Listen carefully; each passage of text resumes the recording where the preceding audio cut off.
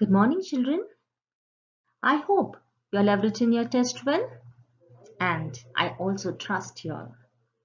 I haven't corrected your answers. I will definitely do in a couple of days, and will also share the marks with you all. Children, a small notification. I would want you all to write the homework that I am giving you all in the diary as well. Make a note of the date and please mention what the homework is. And also make sure you all write the index as well, homework and the classwork regularly. So let's get started for today's session then.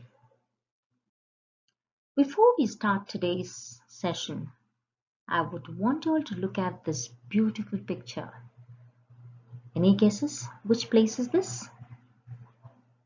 No, don't think this is somewhere in the foreign countries. No, I wish to go to this place, and this is in Sikkim, which is the Yamtang Valley.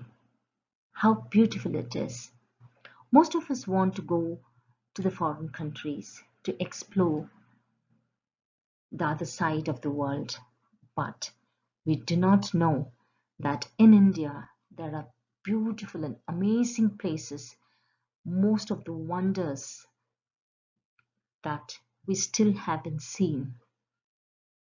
And many of the foreigners come to India to see these beautiful places. But we, staying in India, we don't visit such places. So let's see what I will be teaching in today's session. In today's session, children, we will look into a new chapter, which is India through the eyes of a foreigner. We will also learn some vocabulary, and then we will move on to grammar. Today you will learn the participle. Then we'll summarize all what we have learned. Then of course, I will not leave you all like that. I will definitely ask you some questions, and then of course, your homework and classwork. Let's start today's session with a new lesson, and let's see what this foreigner has to say about our country, India. And children, while I'm reading the lesson for you all, I want you all to toss your fingers through and read after me in your minds.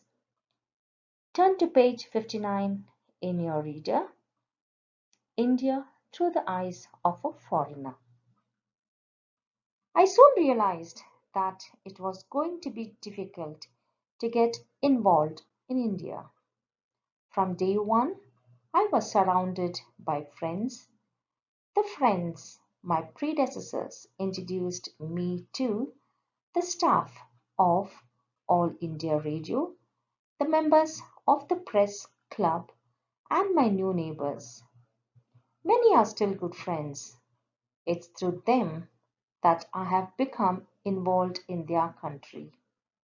Now, when I am asked why I'm staying on, I reply because of my friends. That, of course, is only part of the truth. I'm drawn to India by its beauty, particularly its natural beauty. Recently, I was beside a campfire in the great Himalayan Natural Park watching the snow-covered mountains glitter in the sunset. A week later, I was in Kerala, in the extreme south, sitting in my bathing trunks, looking out over the Arabian Sea as the sun slid like a great red dome below the horizon. There are the smells of India too, which evoke such nostalgia. There is the dry scent of early summer in Delhi as the blue jacaranda The scarlet, gulmers, and other trees come. Turn to page 60 now. Into flower, the sweet smell of the queen of the night and the freshness of the first of pine trees in the foothills of the Himalayas after a long time. Hot and dusty drive across the plains. There are the folk songs and the classic music, either the ragas that start such austerity and end in ecstasy. Children, I have read the lesson for you all, and I know there are difficult pronunciation. Go through it again and again if you want to learn them.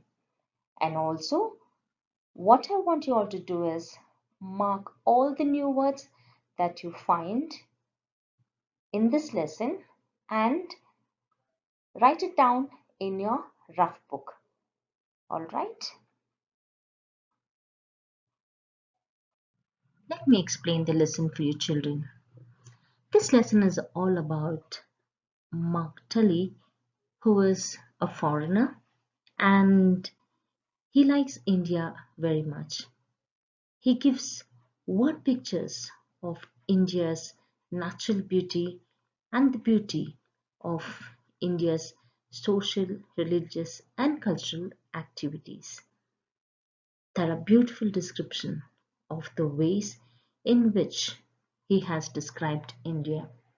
He says that it was difficult for him to take part in any activity, but he was surrounded with lot of friends and he was a person who was previously occupied a position in a company in India and then for some reason must be he had quit that company, but he had lot of friends. And if you ask him why he wanted to stay in India, he would simply say because of his friends. Not only that, he describes the beauty of India. He tells that he went to the Great Himalaya National Park. I have put up picture of all the places that he has visited.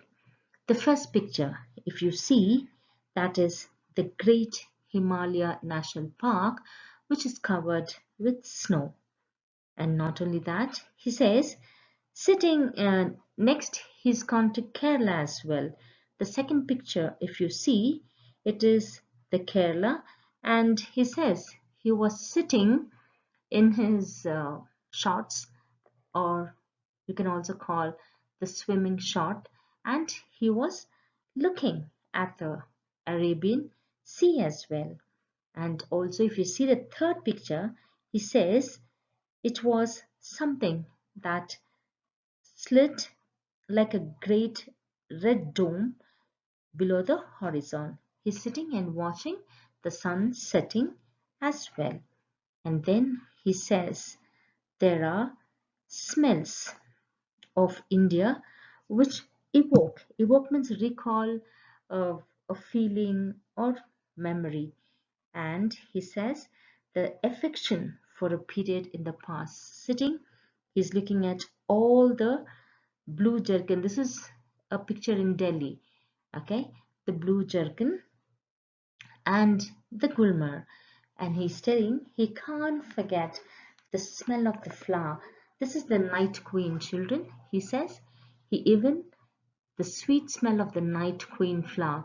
I think most of you will have this at your homes, and this flower only blooms in the night, not in the day. So he says that is he's so fascinated by that smell as well. And he also says that he is gone to the Himalayas. I've put up a picture of the Himalaya as well and the freshness of the first pine tree in the foothills of the Himalayas. Pine tree most of us grow in our house as well.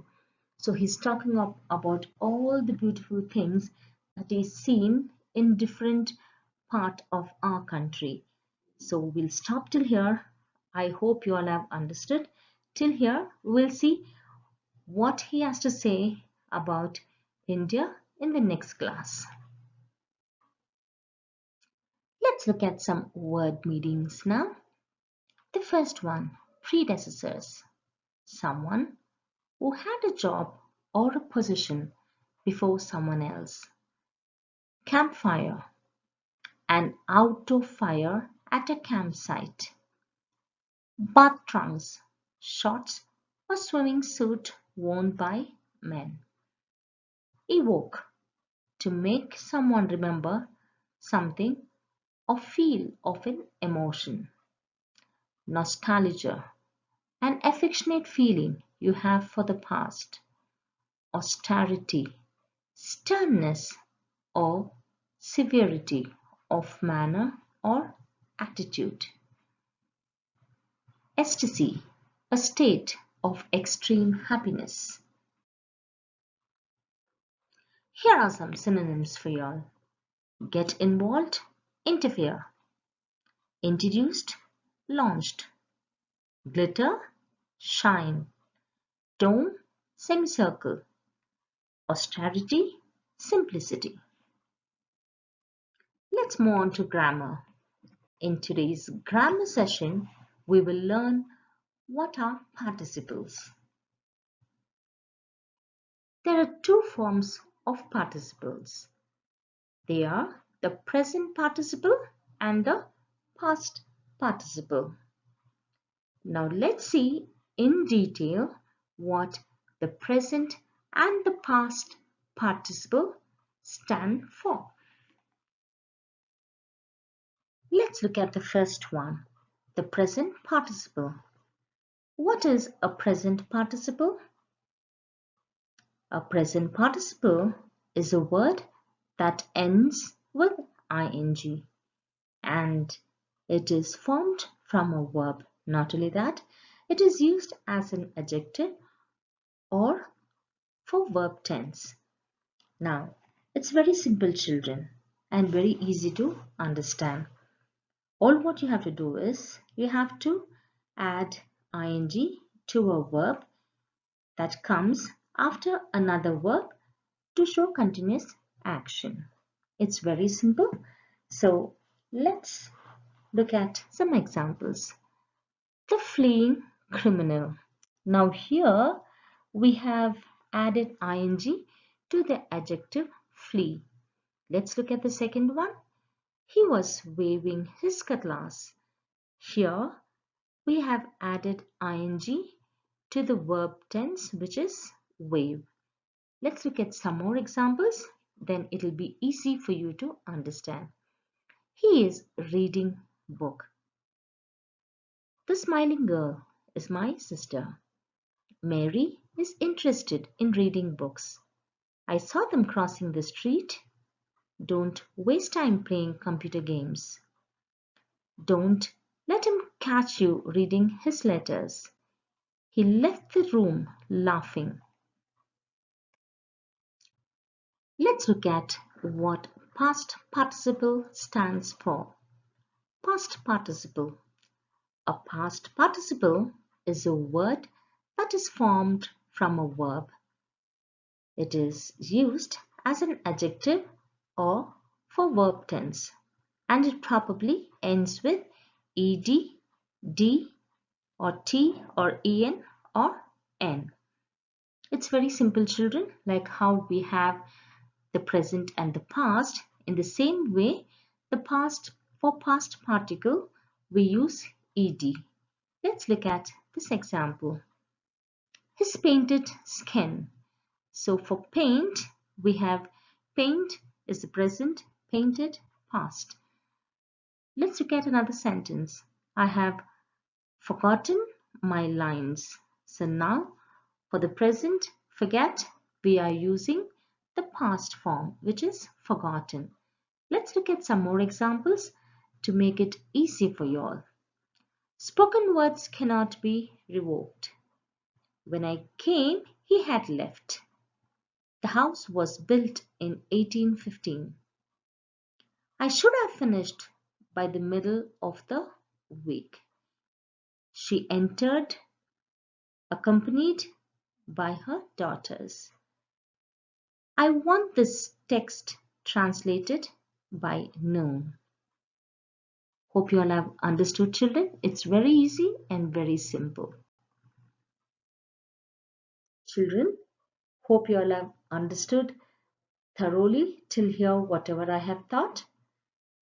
Then let's quickly summarize what we have learned today once again. We started off with the new chapter, India through the eyes of a foreigner, where we saw how this foreigner, Mark Telly, tells us about his experiences in India. And he also gives word pictures of India's natural beauty. Then we also went through some word meanings and we also saw some synonyms. Then we also did learn participle, which is present, and the past participle with lots of examples. And now it's question time, children. Are you all ready? I'm waiting to ask you all questions. I think you all have a paper and a pen handy to jot down the questions and write the answer and send it to me. Or you can even pause your recording, type your answers and send it to me. Let me see who will get all the answers correct. The first question, who is that foreigner who is describing India's beauty to us? Who is that foreigner who is describing India's beauty to us? The second question, what does he say when people ask him why is he still staying on?